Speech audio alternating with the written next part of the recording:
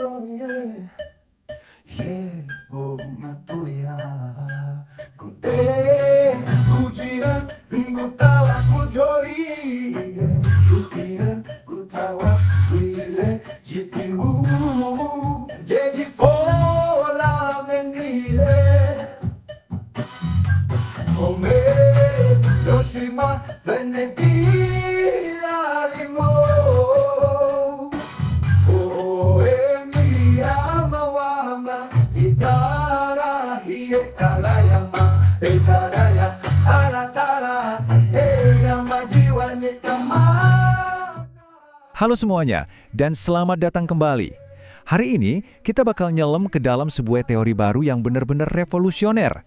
Sesuatu yang mungkin aja jadi kunci buat mecahin misteri-misteri terbesar di fisika. Anggap aja kita lagi buka berkas kasus kosmik yang udah lama banget berdebu, dan sekarang kita bakal coba pecahin bareng-bareng. Coba deh, bayangin kita ini detektif kosmik.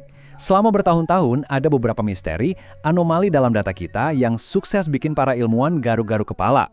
Ini tuh kayak petunjuk-petunjuk kecil yang tersebar, yang ngasih sinyal mungkin aja ada sesuatu yang krusial yang kita lewatkan di teori kita sekarang.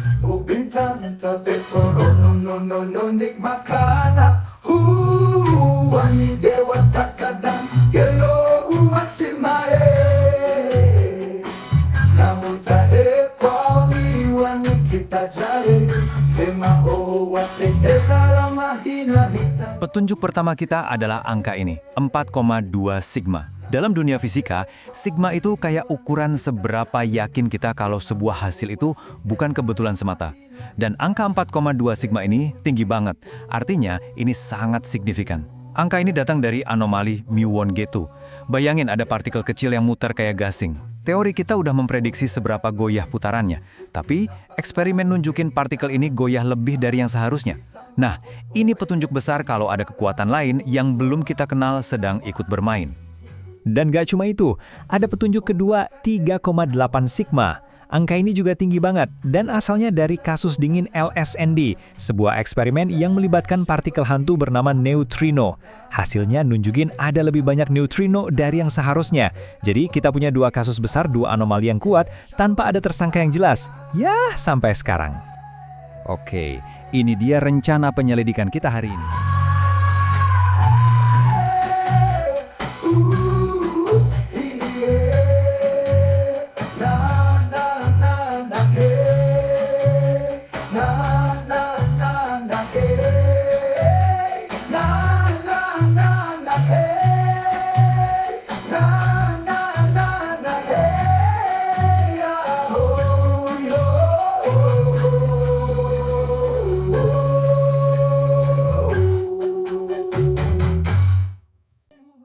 Ini dia rencana penyelidikan kita hari ini.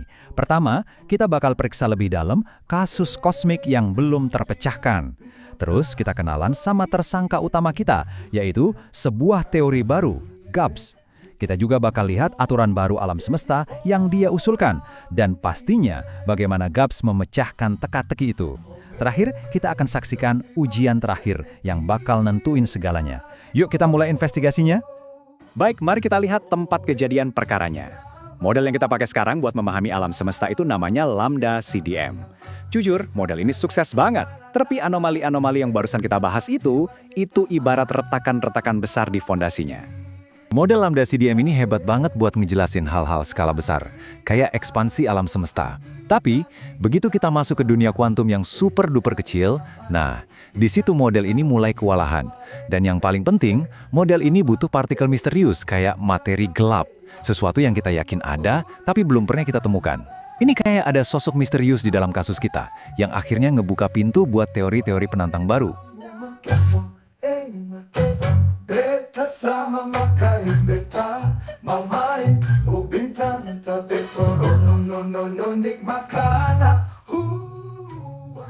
Dan inilah dia, detektif baru dalam cerita kita. Sebuah teori yang disebut gravitasi absolute stabilizer, atau kita singkat aja, Gubbs. Jadi, apa sih GABS itu?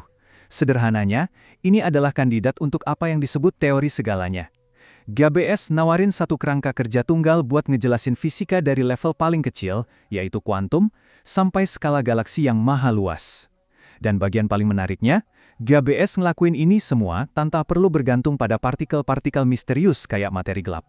GABS ini bukan cuma sekedar nambal teori lama loh. Dia datang dengan seperangkat aturan yang sama sekali baru untuk alam semesta kita.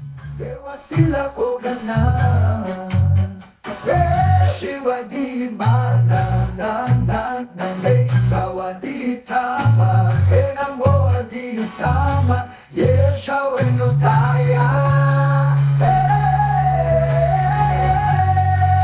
Anggap aja, ini adalah seperangkat alat detektif yang jauh lebih canggih dari yang kita punya sebelumnya.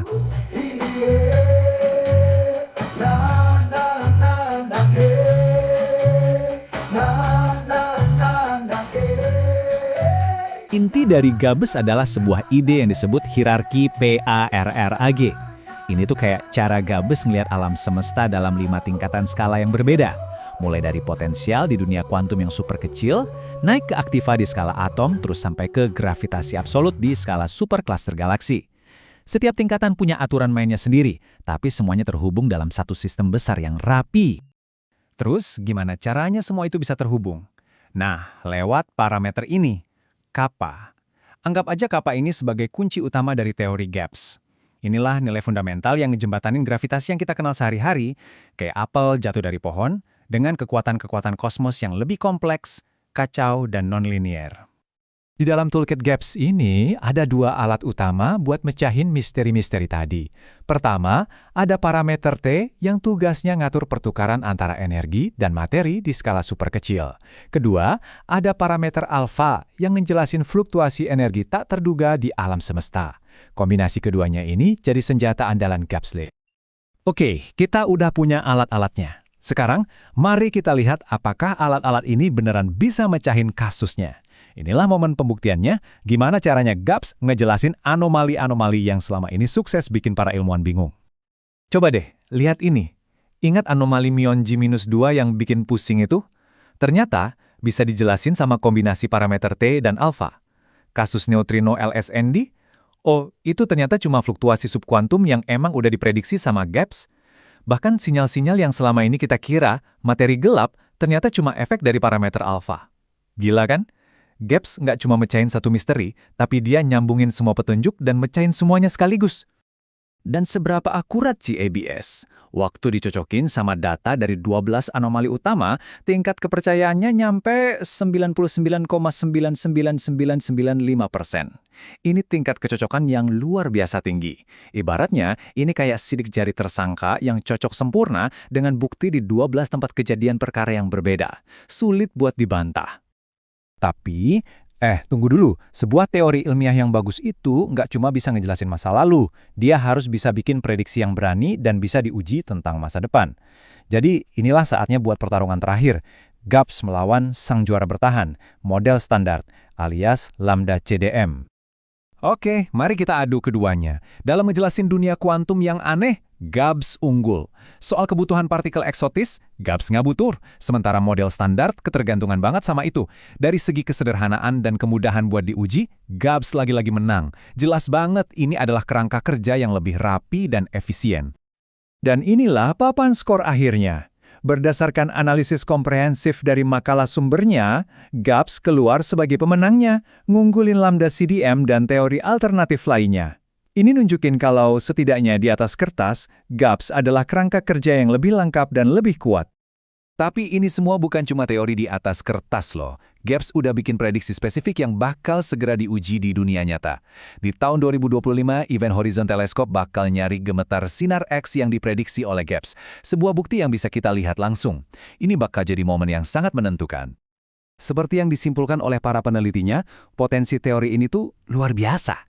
GAGBS menawarkan sesuatu yang udah lama banget didambakan oleh para fisikawan. Sebuah kerangka kerja yang sederhana, bisa dibuktikan benar atau salah, dan berpotensi merevolusi cara kita memandang alam semesta ini.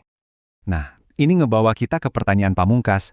Kalau prediksi GBABS terbukti benar tahun depan, kita mungkin banget harus nulis ulang seluruh buku teks fisika. Kasus ini memang masih terbuka, tapi untuk pertama kalinya dalam beberapa dekade, kayaknya kita udah nemuin detektif yang tepat untuk memecahkannya. Penyidikan masih berlanjut. Beta sama makaimbeta Mamay ubintang tabi Nonik makana Wani dewa takadang Gelo umaksimae Namun tae pamiwani kita jare Tema owa te mahina hitaya Musipo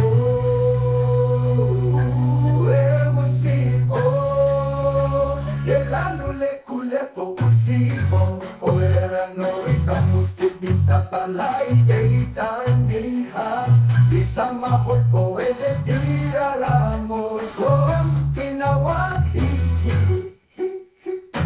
o makadenawa